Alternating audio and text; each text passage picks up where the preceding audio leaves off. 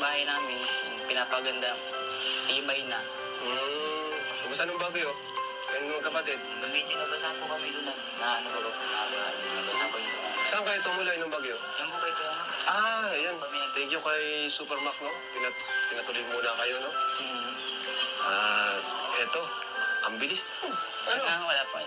Isang buwan pa lang ata yan. Ang bilis, ano? Grabe.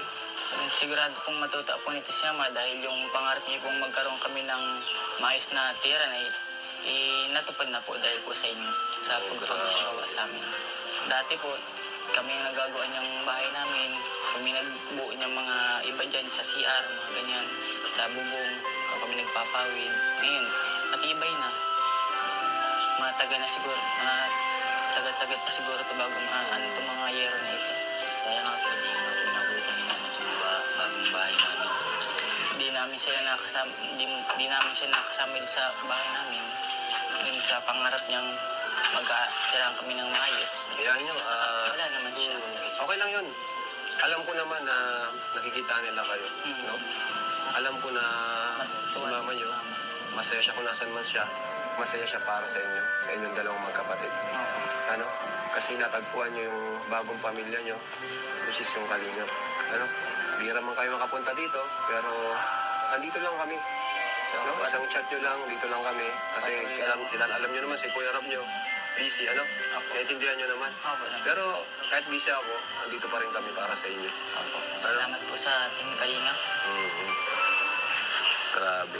Nakakatuwa yung bahay. Perang lumalabas. Tsaka medyo malaki pa talagang kailangan natin. Kulang talaga sa ang budget lang naman natin, di ba? Pinaka-max na natin, umabot ng 600. 600. Yung kay Carla, magkano ang inabot nun?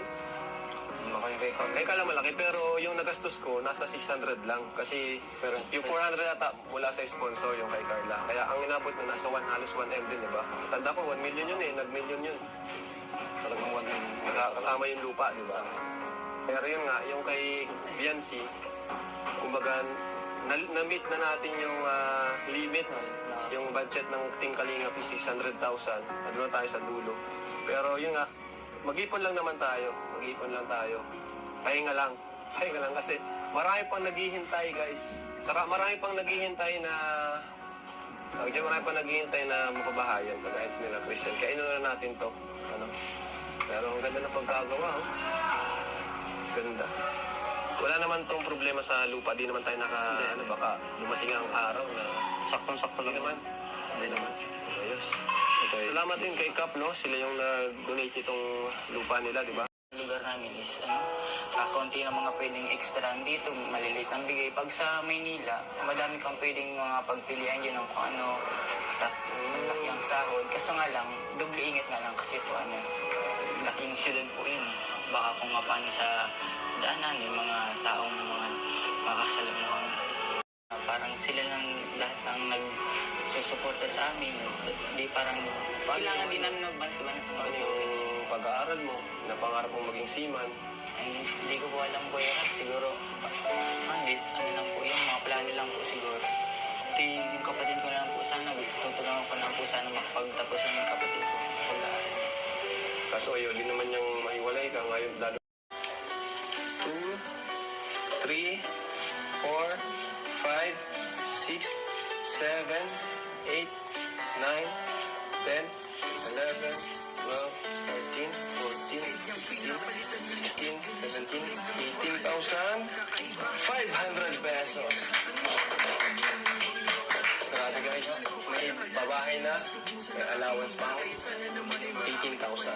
19,500. Kulang-kulang 20,000. Ano? Hindi mo na kailangan na. Diba? Oo nga. Malaking tulong na to. Para, Tipirin nyo yun, ha? Tipirin nyo. Titipid naman kayo? Ha? kaya nga lang po kami kumain. Pambira, tipid yan. Tipid na tipid talaga. Hindi ko na kumain.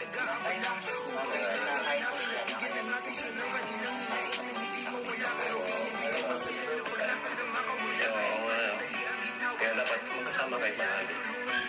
Ano? Kayo na nga lang dalawa, nandito. Talapakan natin si Lord, no? Si Lord. Siyempre, palagi rin kayo mag-pray, no? At salamatan nyo si Lord palagi, ano? No? Kasi kami lang naman Kami lang naman ang ginamit ni Lord para maabot ang Biyaya. yan, tulong, biyaya ng Diyos. No? At syempre mga kapentero, salamat din kina Supermac. Ayan, so, thank you po. God bless po sa inyo lahat. Ayan.